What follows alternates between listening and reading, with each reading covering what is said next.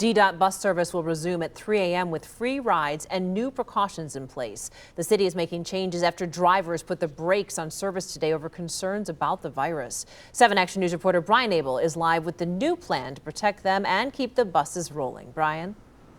Yeah, Heather, first I want to show you something that you don't see here too often. Take a look at all of these empty bays where buses usually would be. Drivers, they were worried about the cleanliness of the buses and possibly spreading the virus quickly to riders. Their concerns falling on deaf ears, they said, until the mayor received a 5 a.m. phone call that the buses weren't rolling and then got face-to-face with drivers.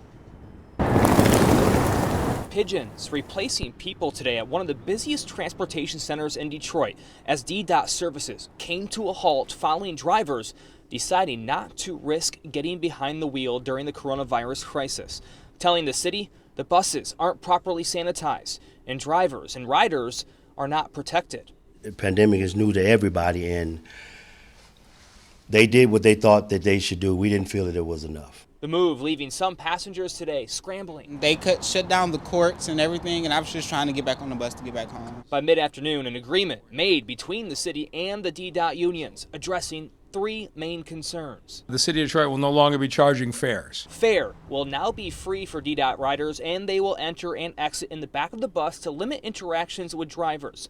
Staff and cleaning schedules both getting beefed up dramatically.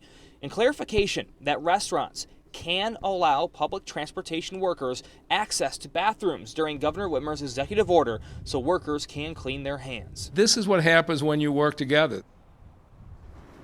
Now, I asked the mayor that since it took a face-to-face conversation with drivers for this issue to be addressed, are there other issues that may be out there that the city needs to take a look at? He said right after talking with these drivers, he then went to the heads of departments asking for their input on what needs to happen next. One of those departments, the police department, where sanitation efforts are being stepped up there as well. And again, 3 a.m. is when buses will start rolling again. Heather? All right, Brian, glad to see they're all working together. Thank you for that report.